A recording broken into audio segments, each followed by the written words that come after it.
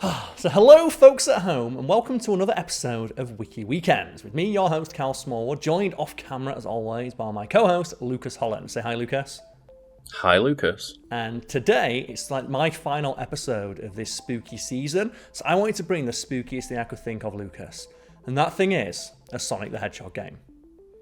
I thought you were going to say, like, the Tory government or something. Well, no, we're not going to get that political that fast, but yes, I thought, what's the scariest thing I could think of? And of course, that thing is very bad gameplay. And Lucas, when I say that about a Sonic game, that doesn't narrow it down.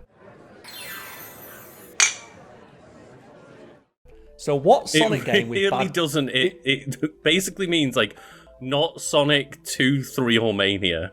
Yeah, so, Lucas, what Sonic game do you think I've brought today, considering that it's spooky season and it's about bad gameplay? I would think that in terms of the worst gameplay, it would be Sonic 06, but the one that would fit the theme most is the Sonic Unleashed, where you become the werehog. Yes, we are talking about Sonic Unleashed. So, first of all, if you're a salty Sonic fan, get over it. People can criticize the thing you like. Nobody gives a shit. Right. Second of all, let's talk about Sonic Unleashed, for anyone who doesn't know what this game is. Because, Lucas, were you, like myself, tricked into playing this game at one point or another? By the aforementioned salty Sonic fans who insist that it's good? No, not Sonic Unleashed, but I will say, you know, as somebody who is an on and off Sonic fan, like, one of my favourite games is Sonic Adventure 2 Battle, and I don't think that game is very good. No. Well, that's the thing, we always have to clarify this, don't we, when we talk about this sort of thing of, like, you can criticise things that you like, and you can like things that are criticised. And like, if you disagree with anything we're saying, like, you can do that. But when people's response is not to address the criticism, but just to get angry at us because we're criticising it in the first place, that's where it's frustrating. Like, we talk a lot about anime. And didn't we once have, like, both get sent that long diatribe from someone who got mad at us using the term weeb because they found it offensive? Like, but me and Lucas, we're weebs. We literally say multiple times in that video that we got accosted on, like, we are weebs ourselves, and we just, like, make fun of ourselves and their, like, you know, and other people with similar interests and stuff. And the same with when we, like, you know, talk about fucking geeks and nerds and shit. We don't say that because, like, we hate these people. It's like, we're making fun of ourselves. We self-identify as part of that group, and as a result, see why it deserves to be criticised. The same way, I've played a lot of Sonic games. Every time it's like, if you've actually played a Sonic game, you realise it's good. It's like, I've played loads of them. I get tricked into playing them all the time. Like, this one's the good one.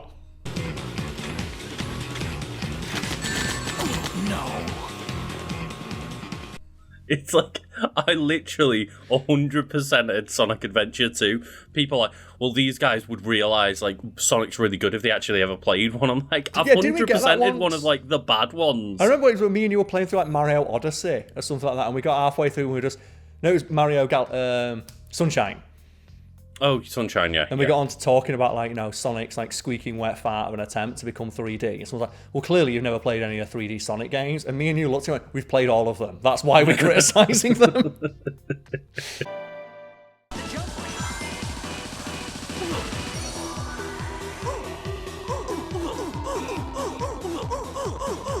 Well, speaking of which, so Sonic Unleashed is a 2008 platform video game in the Sonic the Hedgehog series. The story follows Sonic as he attempts to restore the world after his nemesis Dr. Eggman shatters it with a powerful laser to unleash Dark Gaia, an ancient evil having to become a werehog.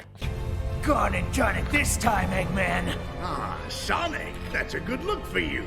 A werewolf-like transformation, which he gains after coming into contact with the Dark Gaia. And I think we got this wrong last time we talked about this. I think the were in werewolf means man. Oh, okay. So, like, werewolf is like man-wolf. So becoming a werehog would mean he becomes a man-hedgehog. Not a wolf hedgehog, which is what he becomes in the game. So if he was actually, like, you know, he would just become a werewolf. Or he'd become a hog wolf. Yeah, like, what would you have to be, like, a hedge wolf? I don't know what it'd be, but it's definitely not a werewolf. The gameplay features two distinct styles, with each being played during either daytime or edge time. Not night time, it's edge time, come on, let's be honest. And I will give you big props, Lucas, for that video we did recently where we were talking about Microsoft Edge. And I say out loud, what even is an Edge? And you just put the clip in of Shadow the Hedgehog cocking an MP5 like a shotgun.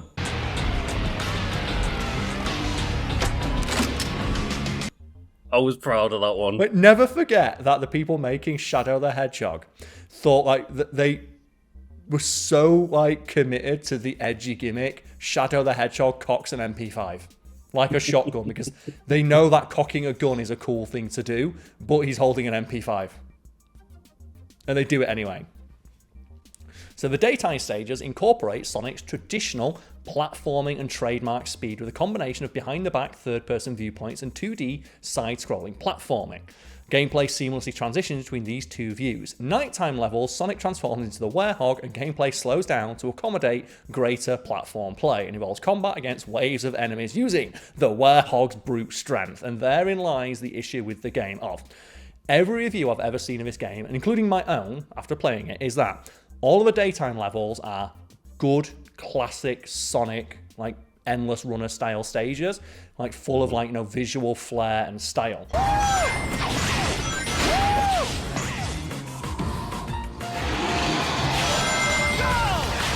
The problem is, those stages take about 35 seconds to complete because the gimmick is running real fucking fast.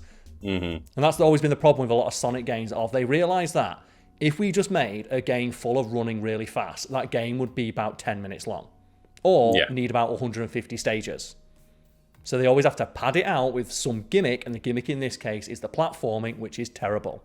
And I believe there is like a PC mod out there that removes all of like the Werehog levels and puts in basically every 3D Sonic level remastered into one massive game.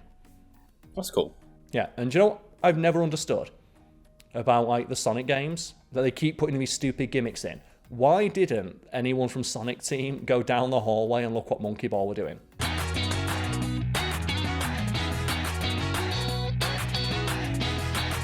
Oh god, yeah. Now, do you know, you get a Monkey Ball game and it's got like 150 stages of like increasing complexity involving like platforming, running real, and the whole gimmick is going really fast.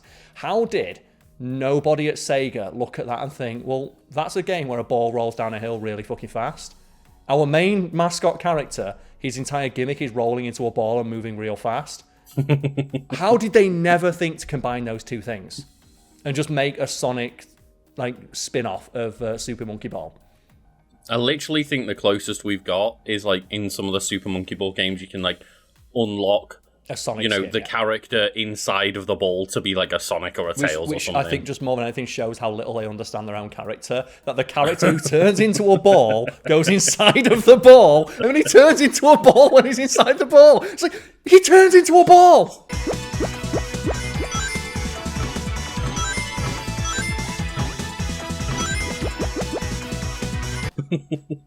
So I'll not forget when I was watching a playthrough of one of like the bad Sonic games, and you unlock fast travel, and the guy playing it just says out loud, "You're Sonic! Fast travel. Why do you have fast travel in a Sonic game? You're fast!" Wow.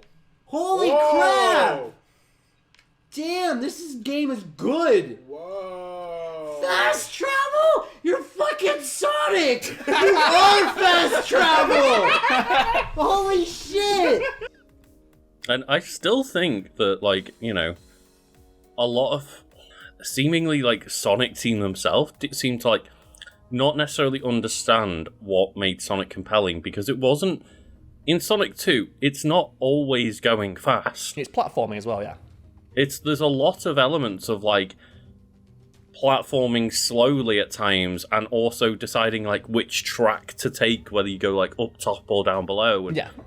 Like, there are segments where you get, like, pushed into, like, a boost pad and go fast for a little bit.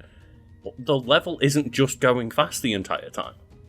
I think the thing that gets me is, like I said, that they've never just taken a leaf out. Like I said, the Sonic Unleashed, it's very clear that, because there's so many more Werehog stages than daytime stages. And there's not, I think there's an even amount of both. It's just that the daytime stages, you complete them in like a minute, 2 minutes, and they're done. Whereas the Werehog stages take about 15 to 20 minutes. So that's the majority. So even though they've got the same amount of levels, most of the game is spent in the boring, slow Werehog stages. Yeah. And it's like, how have they never just looked at Monkey Ball and said, just make 150 Sonic stages where it's running real fast? With increasing complexity or something like that. And I think that's where maybe like the setting of Sonic doesn't really play very well with that, because a lot of those fast levels are like, look, we're in a big city where it's like a ton of detail and stuff, whereas Monkey Ball is like, you're just floating in a void and you've got one fucking platform. Lucas, that's I have just seen a Sonic texture. float in a void a lot of times. The amount of times I've seen Sonic sink into a void.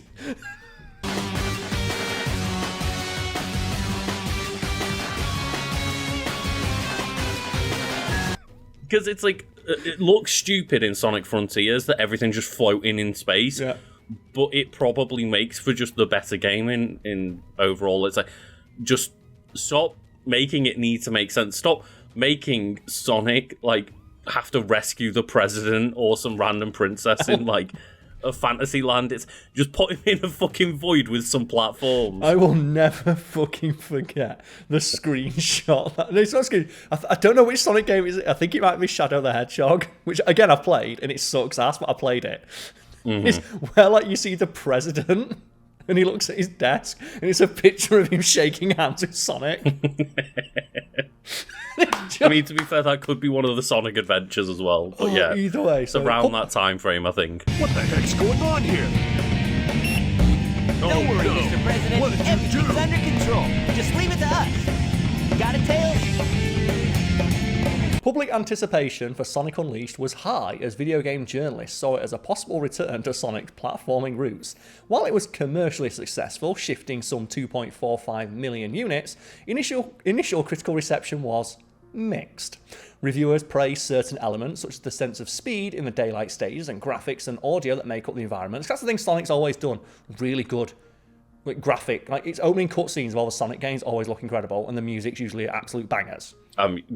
That's the one thing you can never take away from the Sonic franchise. It's just the music. You can never take away Crush. Like Crush 40 will always be there. Every time you criticize a Sonic game, that Crush 40 soundtrack, and you're like, damn it, it's a banging soundtrack though. Just start putting on Chemical Plant Zone, and I'm there. I'm ready.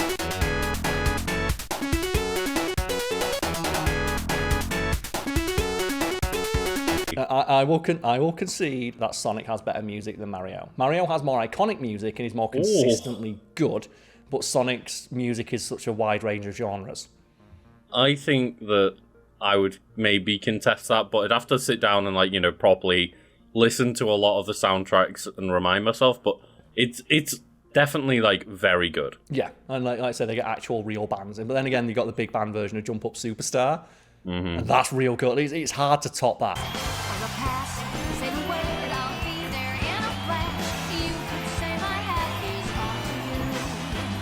And then, if you do you consider Donkey Kong games and stuff to be part of the Mario series? Not Donkey Kong games specifically, no. But it's one of those things, isn't it? Like Yoshi's Island, would that consider? Because Mario's in those games sometimes. What about the Mario Kart series? I mentioned a while ago, Yoshi's never been in a 2D mainline Mario game, and people are like, Super Mario World 2. It's like, yeah, but that's the start of Yoshi's Island. It's hard. That is not a game where you play as Mario at any point. It doesn't feel like a Mario game. It is a Yoshi's Island game. But speaking of not feeling like a Sonic game, reviewers praised certain elements, as mentioned, but there were criticisms, such as the were-hog game mechanic, as well as several gameplay and design concepts. Many felt that Unleashed was not the game to reinvigorate the series. It was delisted from retailers in 2010, following Sega's decision to remove all Sonic games with a below-average Metacritic score from sale. And the fact that Sega themselves willingly delisted almost every 3D Sonic game, and their stated official reasoning was these games do not meet the standards of the Sonic brand.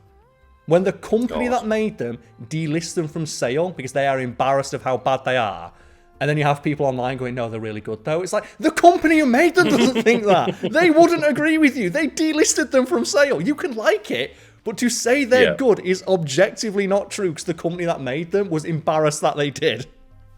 And I was just having a look onto my gaming shelf there for See if you had it. My Wii games. No, I was going to say the other game that came out during this generation that was trying to to reinvigorate Sonic and was going to like be the new way Sonic plays, was like Sonic and the Secret Rings or something like that.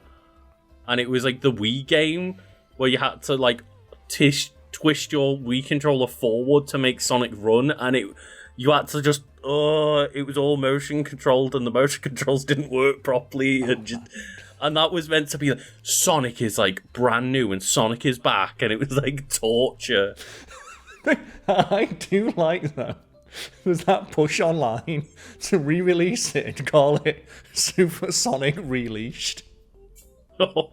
And like remove all the Werehog sections. He's like, oh, Sonic's Unleashed, like his true power of the Werehog. It's like, no, release Sonic Released where you remove all the Werehog sections. And we have development. Sonic Team, I love what it's called, Sonic Team. Development began in the game in 2006 after having begun work on the core technology, the Hedgehog engine. Yes. I love that. I love that gimmick because it's like the engine they use for Yakuza games, which is a fucking great engine. It's called the Dragon Engine.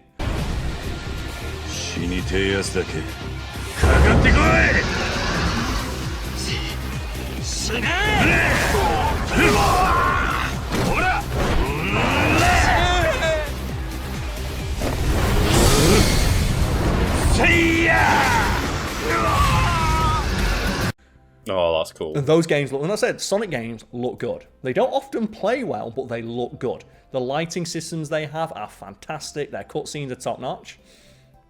It depends on like which one you're talking about. Obviously, there's some ones where that's not the case, like Sonic Boom. Yeah, but that's because they try to use like the weird in-engine stuff, isn't it? That they literally started developing that game on engine that like doesn't work on the Wii U, and it's like, yeah. Don't go any further into the story. All right. I remember that game. We did a fact theme video on it, and that's where they were going to put Sonic swimming in it, and Sega themselves told them not to and said that Sonic has to drown. Like Sega told them that if Sonic touches the water, even one, like if he dips one toe in that water, he has to instantly drown.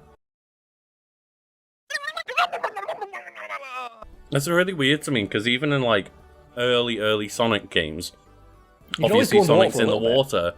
And then you get the terrifying music of it's like, no. It's like his transition from 3D just made him like absolutely terrible. Even though hedgehogs can swim, fun fact. Anyway, the title Sonic Unleashed was trademarked by Sega on March 12, 2008. Screenshots of cutscenes, artwork, and a video were leaked 10 days later, with the title confirmed by Sega a few days after that. And then it was originally intended to be a third installment of the Sonic Adventure series, and subsequently, at an early development stage, had the working title Sonic World Adventure. However, the development team began to introduce enough new innovations to separate it from the Sonic Adventure games. And, like, obviously, I want Sonic Adventure 3, but I don't want it in that form. I don't want, like, Sonic Unleashed. Yeah, not like this. Basically, when people say they want Sonic Adventure back, they mean they want the Chows back. Yeah. In terms of technology, Hashimoto remarked the visual style was born out of a desire to see a global illumination solution used for the game's lighting, that is light reflecting from one object in the scene onto others. And that's the thing, their lighting engines, the Hedgehog engine does some really good lighting, which makes sense considering like Sonic's spines and stuff like that. Like you need the lighting to look good and reflect well. I remember at the time, like, I think in Sonic Unleashed looked pretty good, yeah. That's what those daylight stages look really good. Mm-hmm. Like, Joe, when Sonic's like bursting through them like 1,000 miles an hour, they do look really, really good.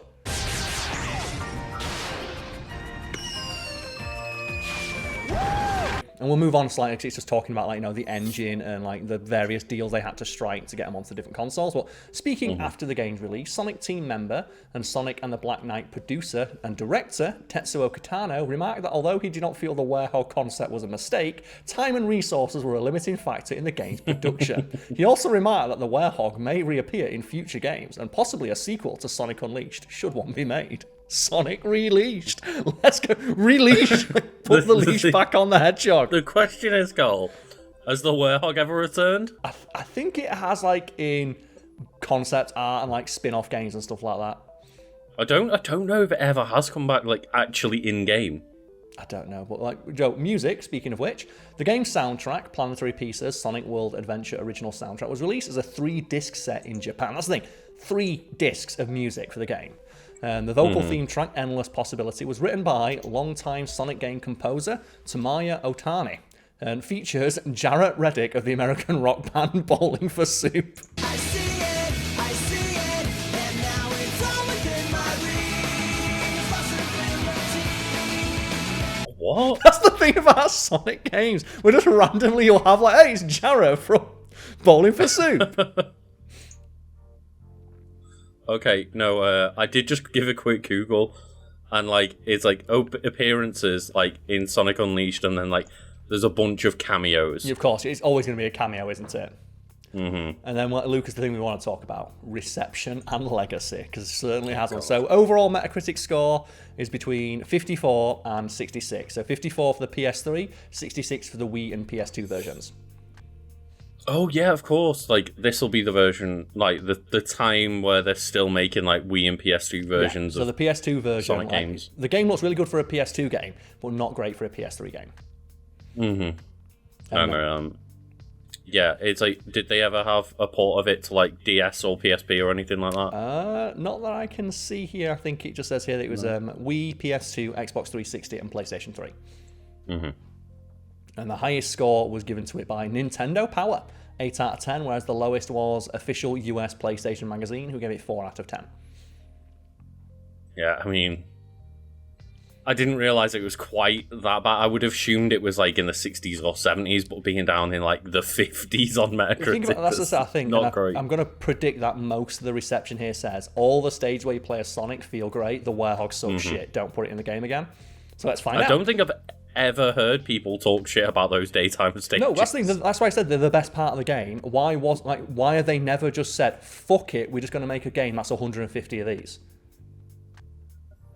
Because they wouldn't do that, because that would take too much effort, apparently. So, initial anticipation when the first media for Unleashed was revealed was high, as the demonstration videos hinted at a possible return of Sonic to his traditional platforming roots, especially because of the series' and I quote, declining quality in recent years.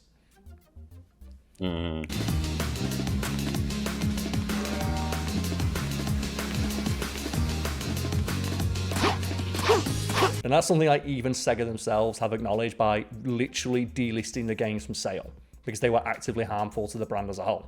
Sonic Unleashed received mixed or average reviews. Okay, so Metacritic aggregate scores of 60 and 54 out of 100 for the Xbox 360 and PlayStation 3 versions respectively, and 66 out of 100 for the Wii and PlayStation 2 versions. The added elements of motion control to the Werehog sections, as well as text-based hub worlds, were better. Werehog level design and camera system were cited for the higher review scores for Wii and PlayStation 2 versions of the game. So yeah, rather than having like the Joe the Overworld where it takes like 45 seconds to talk to somebody, they just put text in.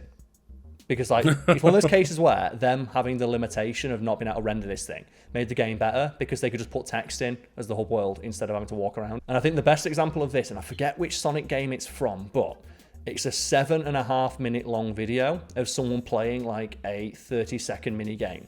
And they say the reason why is literally every time you go into a new dialogue box with this person, the entire game world has to load in the background, even though you're just like locked into a conversation with a static NPC.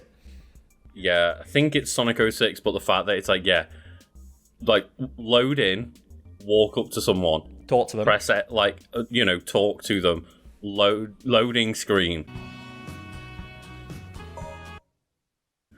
Then you're in the conversation with them where they ask, do you want to play the game? Say yes. And then you say yes, then it's another loading screen. It's like it keeps going. You play the game, you finish, you come out of it, you get a full loading screen again. Do you want to play again? No. Okay, another full loading screen. All in all, about 7 minutes for what should have been less than a minute. And it's one of those things like that alone would be like, I'm never, like, fuck this.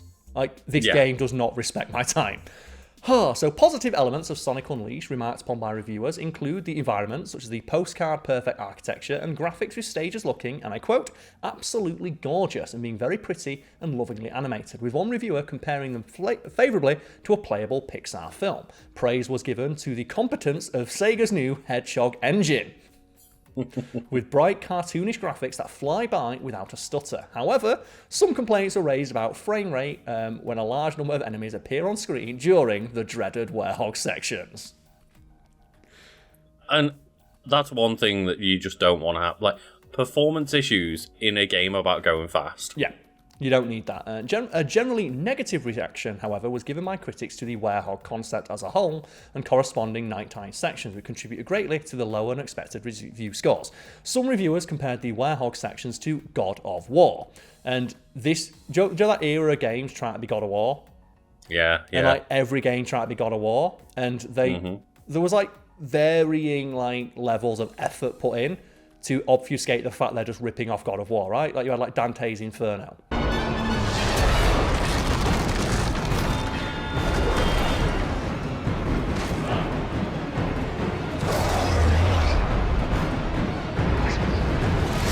Which is like, oh no, it's set in the Christian mythology, not the Greek one.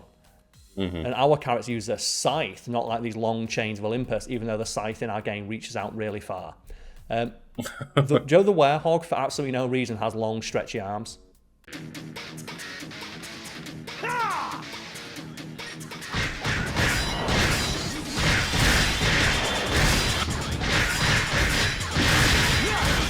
Do you remember that? Yeah, I vaguely remember that, yeah. For absolutely no reason, the Werehog's arms stretch out. Do you know a thing that no aspect of werewolf lore has ever established?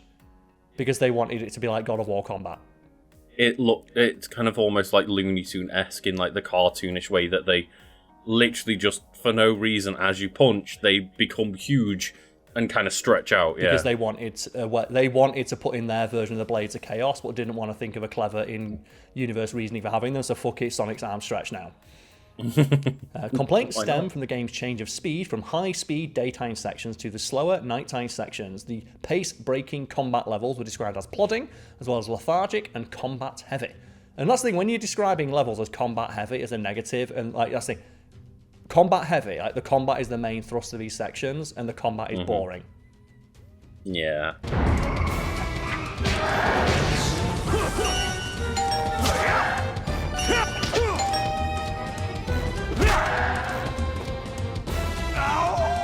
And I should say, it's half of the game, but it's not even half the game. Yeah, it's on like paper, three-quarters it's half of the game. but because it takes, like I said, a minute or two to complete a daytime section, unless you replay it a couple times, whereas a Werehog section can take you 5, 10, 15, 20 minutes if there's a boss fight. It says that, sorry, not just combat, it's also platforming, which was described as frustrating and not terribly interesting, as well as boring and awkward. As a whole, the Werehog concept did not mix well with the daylight areas, and was described by critics as, and I quote, dreadfully out of place and having nothing to do with Sonic whatsoever, feeling that the Werehog was slapped on to the Sonic experience. A gimmick in a Sonic game? No, I don't think so. No, Lucas, a bad gimmick in a Sonic game. and that's the thing, isn't it? Like I said, and you know there's going to be someone out there who's mad that we're talking about it. It's like, no, it's really good. It's like, we've talked about the positives, but that's the thing about like when you talk about stuff online, it has to be so binary. I call this like the cinema sins effect of like people can't accept criticism as like for something that you genuinely enjoy. They always see it as mean-spirited and trying to get a rise out of somebody else instead of it being like, you know, just a discussion about a piece of media, which would naturally involve like both it's like praising it and criticizing it, because you know very few things are perfect, and even things that are worthy of like discussion and stuff like that. Yeah, it's like, you know, we constantly take the piss out of Edgy the Hedgy. Yeah. I really like Shadow the Hedgehog. Like, I'm a fan of Shadow the Hedgehog. I'm a fan of Sonic, I'm just not a fan of Sonic fans. So the thing about I love Pokemon. I'm a fan of Pokemon, I'm not a fan of Pokemon fans. Well, I hate the community. There we say here, aside from criticisms of the Werehog levels, further aspects of the game were criticised, contributing to the mixed review scores. The quests that players must undertake in hub towns were described as inane and tedious, where figuring out what happens next involves aimlessly wandering through towns and speaking to citizens, only to discover that most of them don't know what we're looking for, and that was the problem. Because the hub levels are dead, there's nothing interesting, and you don't get told where to go, which is why the PS2 versions like scored higher, because it's just a list. It just says go here, go here, go here, go here, go here. It basically cuts out like 20-30 minutes of fluff.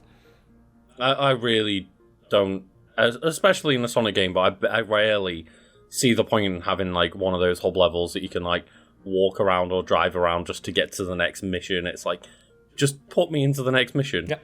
The only time it's ever worked is Crash Bandicoot 1, 2, and 3, where the hub world is literally a circle on the floor, where it's like you practice your new moves. That's basically just a level select, but you can button test, yeah. Yeah, that's the thing, is there's just a place where you can practice your new moves. Like, oh, you just unlock like the slide and the super body slam. Well, go do them in the hub world and see what you want to get. I mean, obviously, platformers have done it well sometimes. Like the obvious answer just being freaking Super Mario 64. Well, that's because they actually built Castle. a fun hub world. Like I had so much fun wandering around that castle. Like castle's a fun place to explore. Do you know what's not fun to explore? Apoto, whatever the fuck it's called in Sonic Unleashed. Oh, but yeah, that's the spookiest thing I could think of, Lucas. Like for this, my final spooky season video, and it was just like, what's scarier than invoking the wrath of furries online? Let's see, this is the most powerful time of year for furries because they can like walk among us like vampires. Because like you walk down the street and you see someone dressed like a werewolf, it's like you don't know if that's a furry or if that's just someone dressed like a werewolf. That's how they get you. And you know what? Like, I respect furries a lot more than most of the people dressing up. And that's the thing is, like, yeah, again, we're not making fun of furries here. Like, we don't identify. Well, we know enough of them, right? I think collectively. Yeah. But like, and that's the thing. You say, don't take everything so personally. Just have a little bit of fun. Like, as Sonic would say, that's no good. That's my favourite thing as well. Sonic's catchphrase is basically a summation of his own games. So, that's no good. Oh, yeah, follow us on social media, like, comment, subscribe, all that good stuff. And you know what? Go out there and play some bad games this Halloween. Cheers.